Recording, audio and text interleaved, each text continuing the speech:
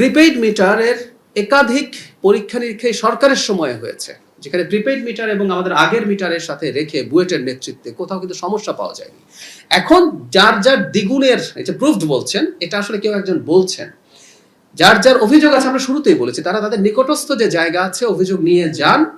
এবং আমি বলছি কেউ যদি অভিযোগ সেখানে করে অভিযোগ করতে না পারেন বা প্রতিকার না পান, প্রতিকার মানে এই না যে উনি সঠিক, প্রতিকার মানে হচ্ছে আমরা এটা অ্যাসেস করেছি, সেটা যদি না পান নিশ্চয়ই আমি সেটা নিয়ে কাজ করবো, আমরা কথা বলবো। সো আমি আবারও বলছি যাদের অনেক বেশি বিল আসার অভিযোগ আছে তারা কাইন্ডলি নিকটস্থ যে কর্তৃপক্ষ আছে বিদ্যুৎ জ্বালানির সেখানে যাবেন, অভিযোগ করুন, ফর্মাল অভিযোগ করুন, এটা রাষ্ট্রীয়ভাবে চলে, অভিযোগ করুন। সেটাও যদি কোনো সমস্যা আপনি আবার সেটা ফেসবুকে বলুন। আমরা একটা কথা বলেছি যেটা সরকার আসলে রেসপন্ড করবে, আমরা অলরেডি কাজ শুরু করেছি, আমাদের একটা প্যানেল হয়েছে লয়ারদের।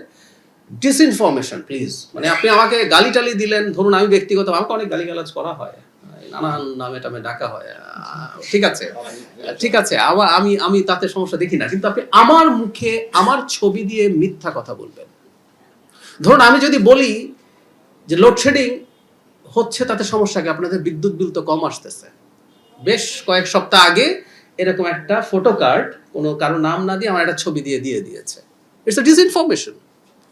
আমি বলেছি আমাদের এই বছরের লক্ষ্যমাত্রার অর্ধেক খাল খনন করা হয়েছে, ফটো কার্ড হয়েছে, সারা দেশের অর্ধেক খাল খনন করে ফেলা হয়েছে। আমরা এই একটা জায়গাতে আমি প্রত্যেককে সচেতন হতে বলি, মানে যারা সরকারে বা দায়িত্বে থাকেন, ক্ষমতার কাছাকাছি থাকেন, সারা পৃথিবীতে তারা ট্রোলড হন, গালিগালাজ হয়। আমি ব্যক্তিগতভাবে তারা যা ভাষা ব্যবহার করছেন অনেকের সাথে আমি দ্বিমত প্রকাশ করি। AKS অর্জন করলো গিনেস ওয়ার্ল্ড রেকর্ডস। AKS আবার আমি একই সাথে মনে করি এটা কনসিকোয়েন্সও তারা ফেস করবে। আমি মনে করি সাবেক শেখ হাসিনার কথা বলছি, তিনি যখন বক্তব্য দিচ্ছেন, এর আগের বারও আমরা একটা ব্রিফিং দিয়েছি, মানে পত্রিকাগুলোকে একটা নির্দেশনা দিয়েছি, আমি আমার চোখে পড়েনি যে তিনি আবার বক্তৃতা করবেন। এই ধরনের নিউজ যদি কেউ দিয়ে থাকে কালকে করবে, এটা যদি কেউ আগাম জানায় এবং সেটা পাবলিশ করে, এটা অবশ্যই আদালতের রায় ভায়োলেট করা হবে। আমরা এই ব্যাপারে ব্যবস্থা নেব। কেউ যদি সংক্ষুব্ধ হন শেখ হাসিনার বক্তব্য প্রচারে বাধা দেয়া ভুল হচ্ছে, তার বক্তব্য প্রচারিত হতে দেওয়া উচিত, কেউ যদি মনে করেন, তিনি কিন্তু আদালতে যেতে পারেন, ওই রায়টাকে চ্যালেঞ্জ করতে পারেন।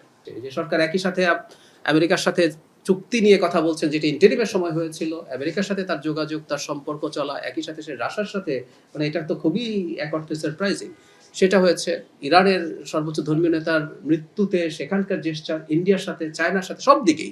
সো আমি মনে করি না কোনো রকম কোনো সংকট আছে। আর একটা কথা মনে রাখতে হবে, আগের সরকারের ডিলিং ছিল সে ক্ষমতায় থাকতে চায়, তার জন্য কিছু কিছু দেশের সাথে সম্পর্ক তৈরি করা। এই সরকারকে ক্ষমতায় থাকা বা দায়িত্বে থাকার জন্য জনগণ ম্যান্ডেট দিয়েছে, বিরাট ম্যান্ডেট দিয়েছে। সরি, আজ গট দ্য কনফিডেন্স।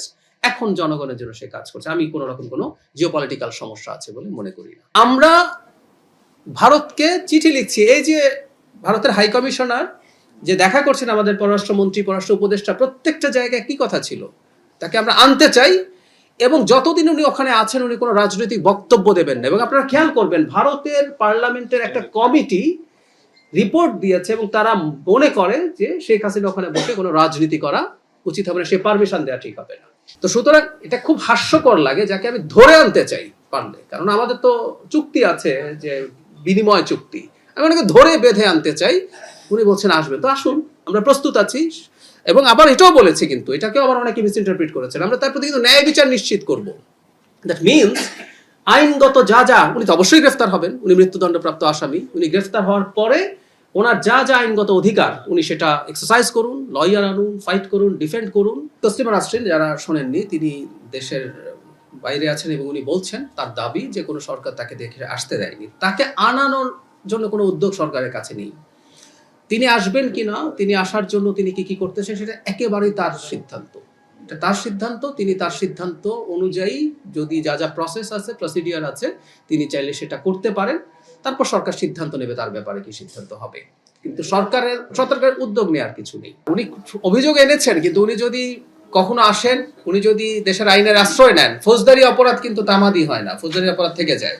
উনি যেহেতু ভুক্তভোগী, তিনি যদি মনে করেন, তিনি যেসব লেখকের বিরুদ্ধে এই ধরনের অভিযোগ এনেছেন, তিনি যদি মনে করেন আদালতে যাবেন, তিনি নিশ্চয়ই যেতে পারেন।